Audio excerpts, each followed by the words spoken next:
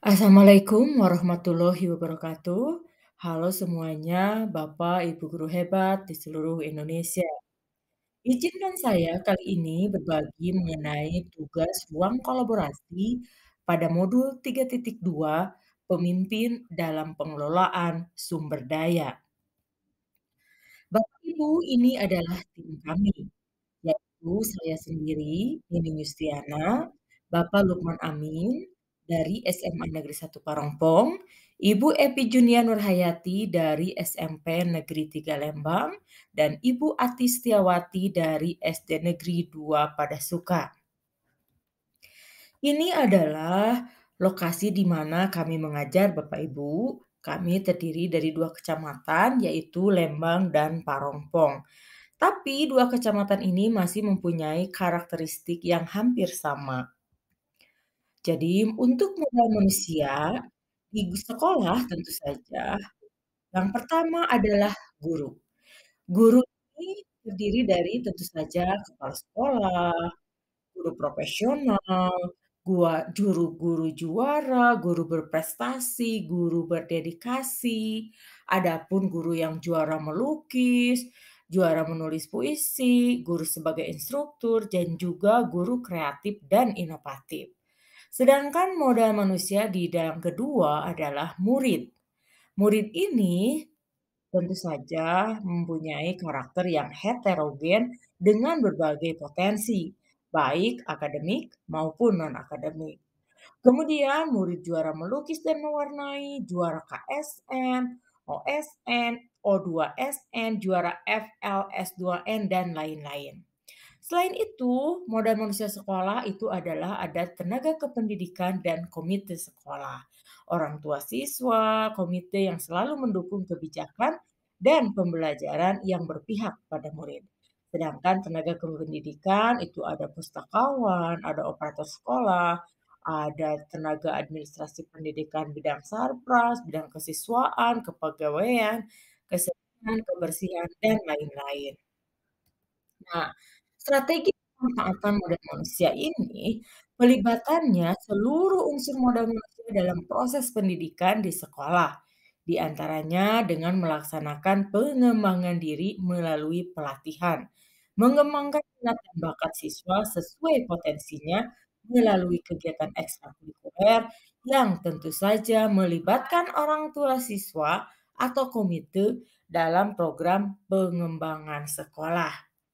Sedangkan modal sosial yang kami miliki adalah yang pertama adalah objek wisata, yang kedua aturan sekolah yang tegas untuk menanamkan kedisiplinan, adanya organisasi-organisasi profesi seperti PGRI, MGMP, dan lain-lain, perguruan pencaksilat, sanggar seni, ada perguruan tinggi terdekat, komunitas keagamaan yang cukup lengkap, mulai dari pondok pesantren, majelis taklim, dan lain-lain. Dan tentu saja masyarakat sekitar serta lingkungan yang kebanyakan di Kecamatan Parongpong dan Lembang ini adalah sebagai petani dan peternak. Strategi pemanfaatan modal sosial ini, kami bekerja sama dalam penggunaan fasilitas yang ada di lingkungan sekitar melalui penandatangan MOU bersama. Contohnya untuk penggunaan lahan parkir, penggunaan gedung olahraga, masjid, dan lain-lain. Yang kedua, menerima mahasiswa praktikan untuk melakukan PLP di sekolah kami. Pelibatan masyarakat dalam program bakti sosial yang diselenggarakan sekolah, dan tentu saja bekerja sama dengan objek wisata atau hotel atau restoran untuk menerima siswa kami bekerja paruh waktu. Nah, selanjutnya adalah modal fisik. Modal fisik ini terdiri dari masjid, laboratorium, bisa laboratorium biologi, kimia, fisika, komputer, ruang keorganisasian, ruang OSIS, PMR, pramuka, paskibra, UKS, dan lain-lain. Perpustakaan, ruang kelas yang menampung semua anak didik, sarana prasarana yang memadai, lapangan upacara dan olahraga, toilet murid, guru, tenaga kependidikan, kepala sekolah yang terpisah pun, kemudian sumber air atau sumur yang jernih, akses jalan yang bagus menuju sekolah, adanya taman, jaringan internet, tempat parkir, kantin, operasi sekolah, dan juga AU. Maka strategi pemanfaatannya adalah menggunakan fasilitas atau sarana dan prasarana untuk menunjang keberhasilan proses belajar. Nah, ini adalah modal lingkungan alam yang kami punyai. Di Lembang dan Parongpong, udara masih cukup segar karena kami berada di lingkungan daratan tinggi dan perkebunan. Maka terdapat banyak kolam ikan, kebun sekolah, lahan yang masih luas dan hijau, sekolah bersih, banyaknya pertanian dan perkebunan, adanya taman sekolah dan sumber air yang memadai. Maka strategi pemanfaatannya adalah bekerja sama dengan masyarakat melalui pemanfaatan lingkungan alam sekitar untuk mendukung program-program sekolah. Nah, selanjutnya modal finansial. Di kami tentu saja dari pemerintah ada bantuan dana BOS, dana BOPD. Nah, malahan di beberapa sekolah, khususnya sekolah dasar, ada yang dinamakan dana lamsijan, yaitu pengumpulan dana sisa jajan seperti itu.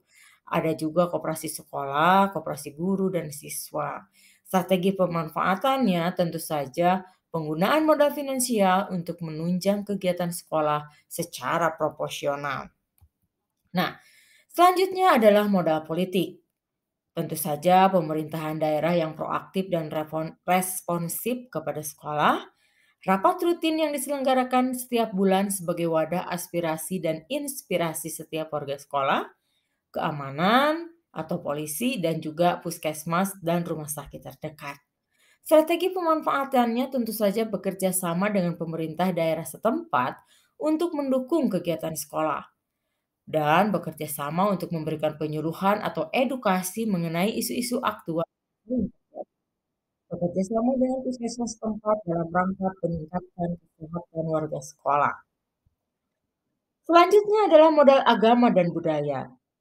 Di lingkungan kami banyak terdapat lembaga keagamaan. Contoh ada pondok pesantren, ada majelis taklim, ada madrasah. Malah di kami itu ada gereja dan vihara.